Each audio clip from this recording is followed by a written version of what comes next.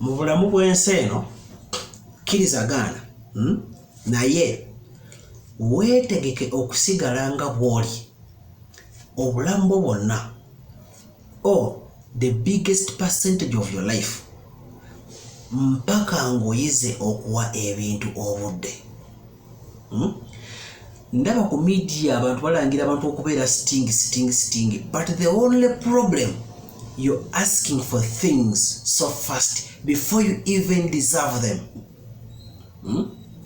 Who do you ask for facilities that fast before you even get to know them? Bw'oyiga okuwa ekintu obudde, things start to make real meaning and real sense when we stare at them for a very long time. Waliwo egereza ko tutunulira omuntu ennyo, you start seeing different forms of this person. Buli bw'otali wa kintu budde abafulumyeko ne mugenda ebweru mugenda kibuulira abali wano. Bw'ofuluma ng'oli bweru nga toyina w'ogenda kuddukira nti oli mukwano gwange mumanyidde ebbanga, toyina w'ogenda agamba nti kino kiri. You have to stick to that same job. Kyova olaba musigalirayo ddala lwa nsonga you realize seriousness and you tend to stick there, n'okiyiga n'okyagala. The only problem we have here today is one: people don't want to give things time. Nkugambye njagala otunule mu ndabirwamu weetunuulire nnyo weefokasire okuba eddakiika nga 10 va ku bino by'omala okudde nga wemetameta ebizigo. Look in the mirror and look straight in your eyes. Look in your face. You will start seeing different forms of you. Lwaki ekityo? Lwa nsonga okiwadde obudde. Look into any person, you can have the audacity to look straight in the eyes. You will see different forms of that person. Ogambe bulijjo ofaanana bw'oti. Tulemereddwa okuyiga okuwa ebintu obudde. N'obuukira badde nga stingy, then you move on. Ofunyeemu ki? Nothing. Tukwatagana. Before we overrate things, before we judge people, before we overrate, I want you to start now and give something time. Omuntu okumuyita nti dokita aba yalemera ku system y'obusawo. Tukwatagana. Eyabukiramu ku certificate tebakimuyita. Eyabukiramu ku diploma tebakimuyita. Tukwatagana. N'ofuna diploma 10, you're not a doctor until you have a degree that takes 5 years. Omuntu ofuna masters aba yalemera ku kintu n'akispecializingiramu. That's when you get the title. Tukwatagana. Omuntu okuyita omuzimbi si poota yatandise jjo. No, tugenda okuwa title y'omuzimbi ng'olina emyaka gy'oyogera nti 2-3 nkiremeddeko kyenkola. The only problem today, ekyejo kingi. You try someone within 2 weeks, gwesebo ina ne audacity egamba it won't work out.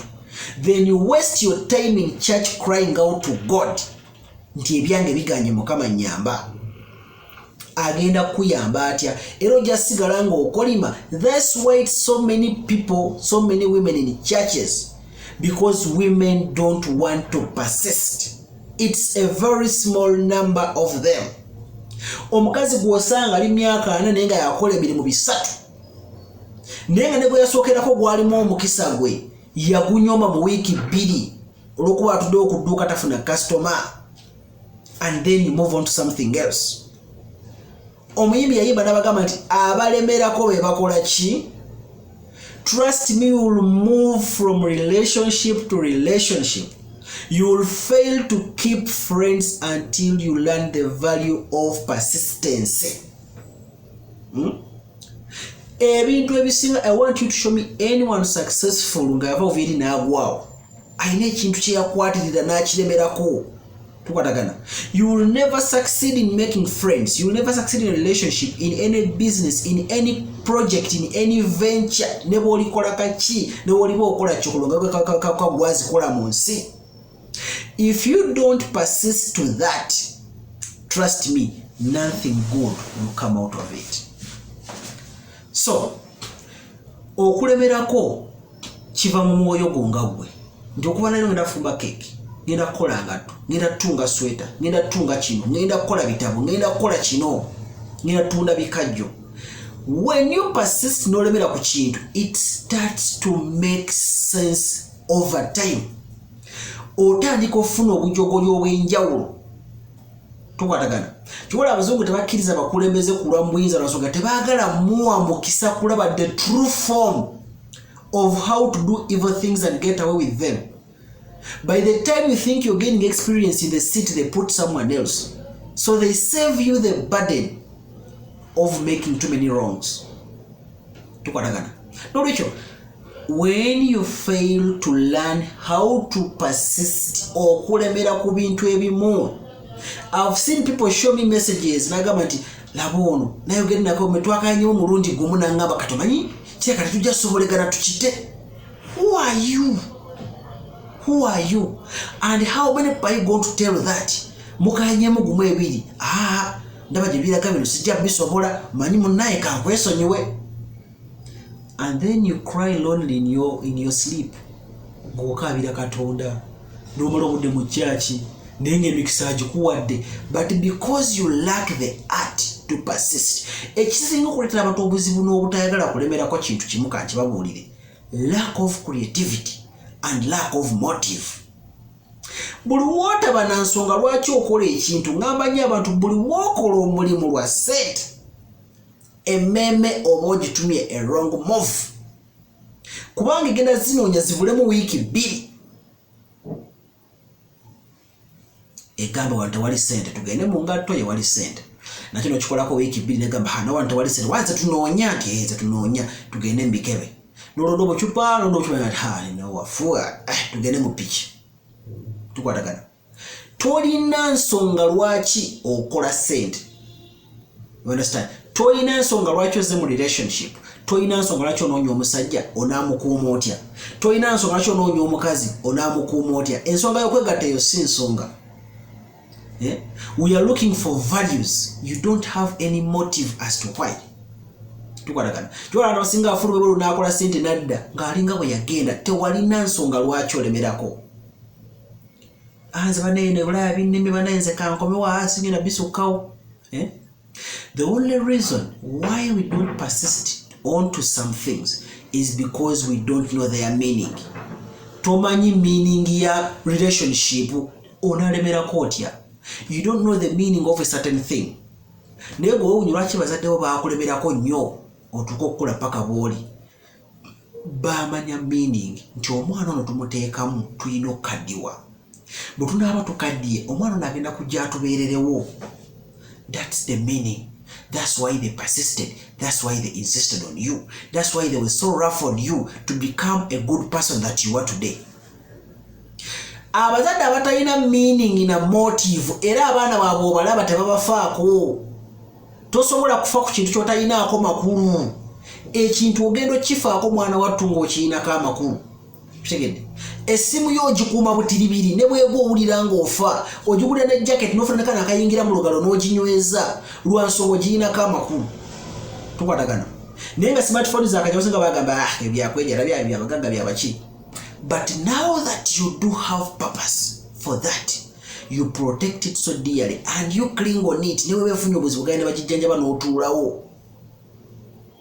Because you have reason to keep it. So, do you have a reason to keep working? Do you have a reason as to why you're working?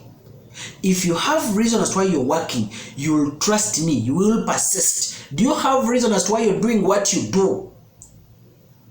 Yes, nkola omulimu guno naye njagala mu future gutegeere mbenga nange ndi mu autopilot nga nabe nkolesa ababeerawo.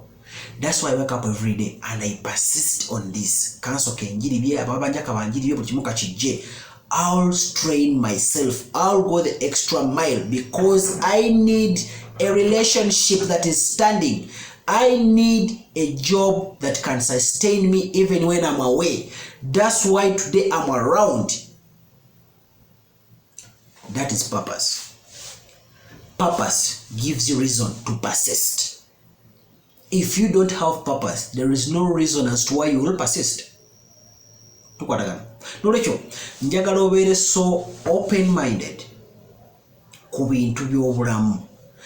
Ne bw'olikola otya bambi ogenda kuzunga abasajja bonna obayita ababi, ogenda zunga abakazi bonna obayita ababi. Omukazi ne waba asabiriza ssente ku first minute, bw'oba omanyi reason as to why omwetaaga, osobola omujja ku kosi n'omuzuukusa. If you know why you need something, trust me, you will persist. Most people who persist on things, they know why they need them.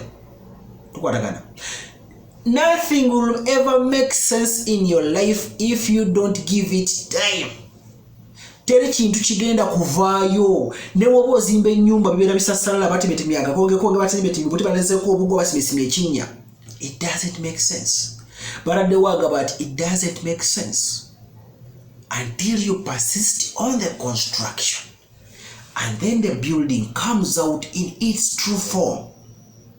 And after finishing and painting, it gives the real beauty that was on paper. But why do you think it does? Finally, over time, because it was given time.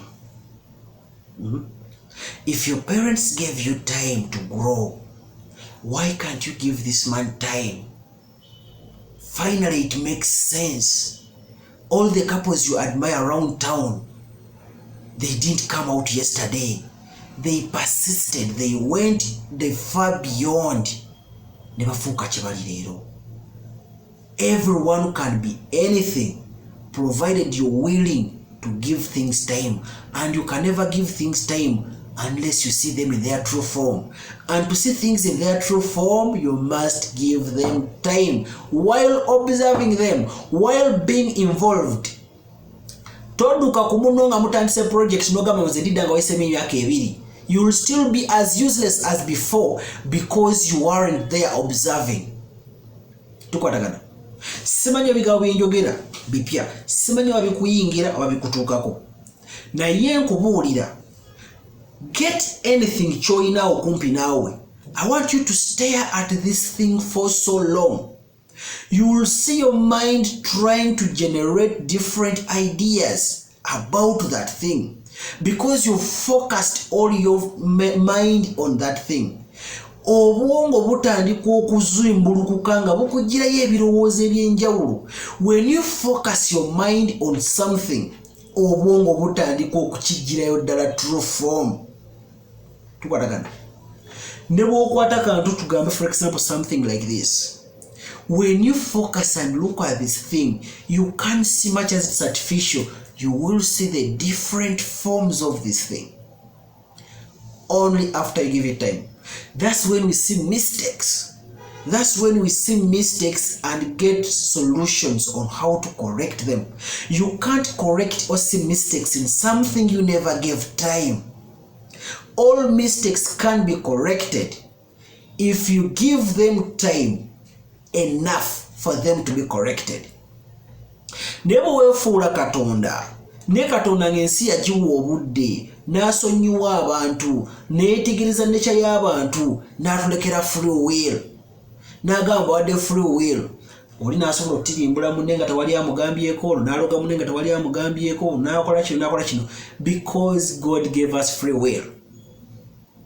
Then you have your free will to persist for what you want. No mistake is bigger than the other. Chuvala Katonda kugamba ebibi byonna maaso gange byenkana, teri nsobi esinga ginaayo, buli nsobi enyiiza. That's why all mistakes are equal. Buli nsobi mbi. Tukwatagana. Bw'oba olina ono ng'ayiwa amalusu, omulala akuba, and all these mistakes will piss you off. End result yetya bikunyiziza, kitegeeza all mistakes are bad.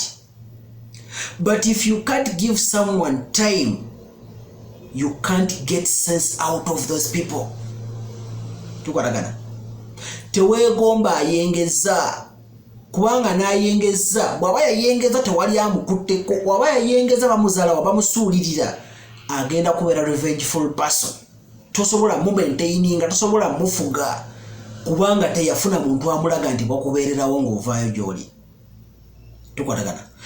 things only start to make true sense. Look around you.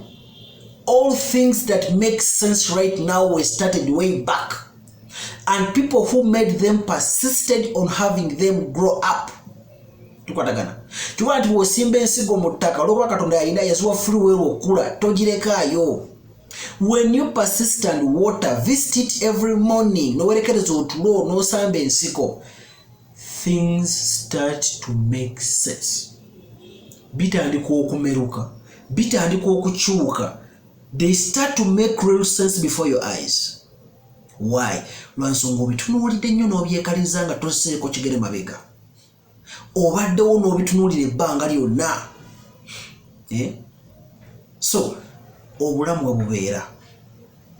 Togenda funa wantu wonna wagenda kubeera stable nga tosoose kukkiriza mu mmeeme eyo kuwa kintu obudde.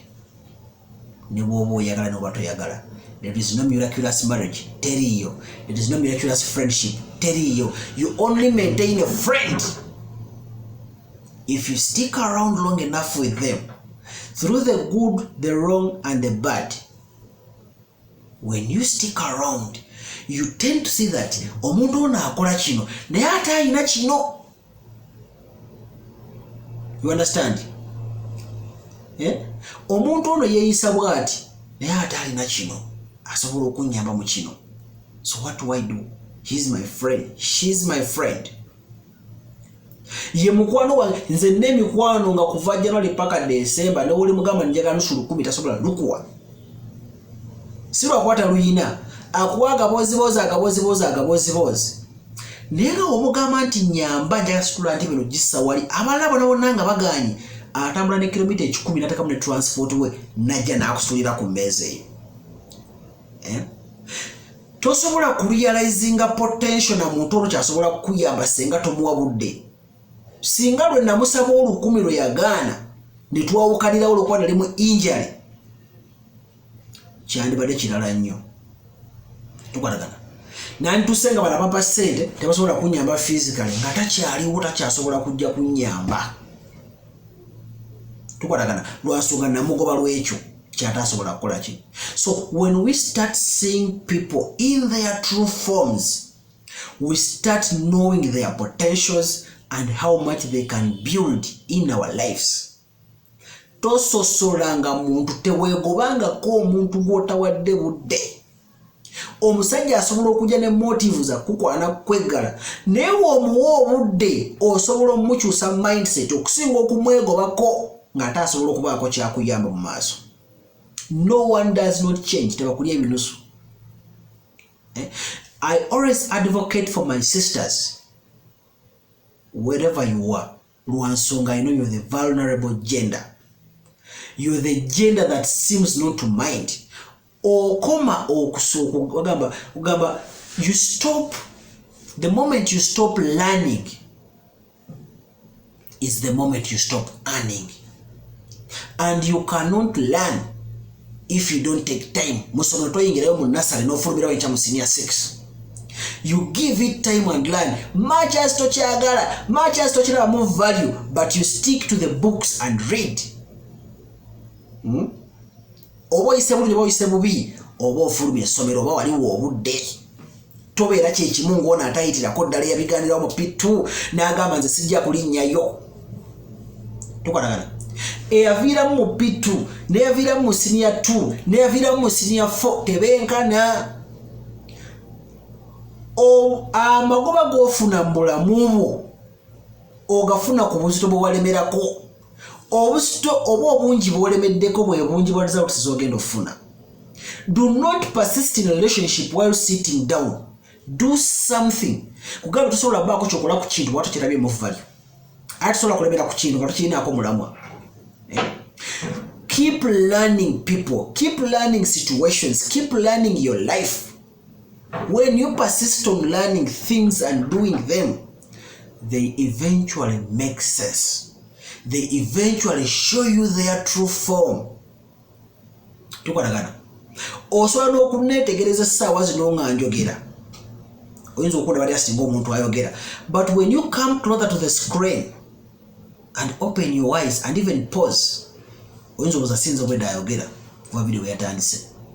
So when you give things time, they finally make sense. Enyumba tabagirita ne bagituuzawo obutuuzi, bazimba from zero. Bambi yiga okuwa abantu obudde mu bulamu bwo. Tolina bungi naye obudde bwe bumu. You just prioritize and focus your mind to different things. Tukwatagana.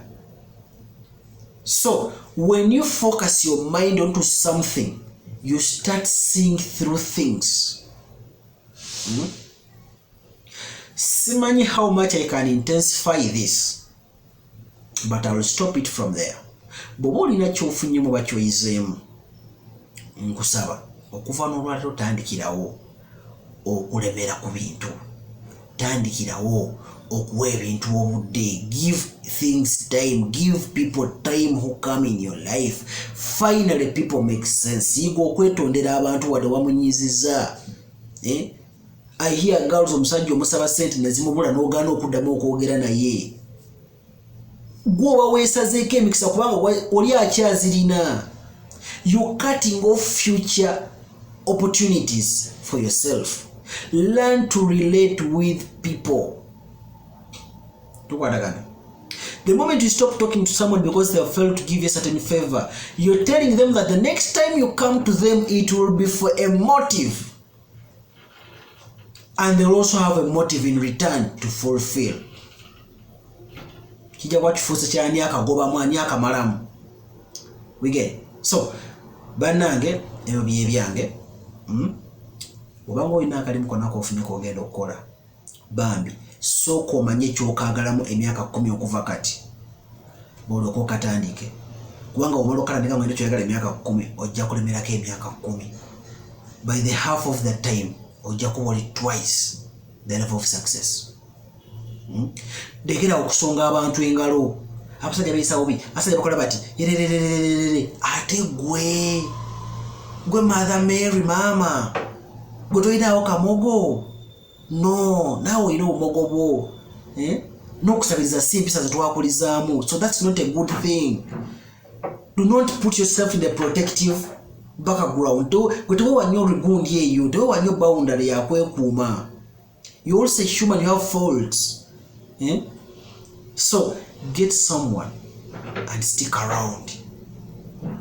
Do not stick around painting your fingers. Stick around doing something about the situation. Sijja kuyingira nnyo layini eyo. Mukama bampeerwa omukisa. Mweraba.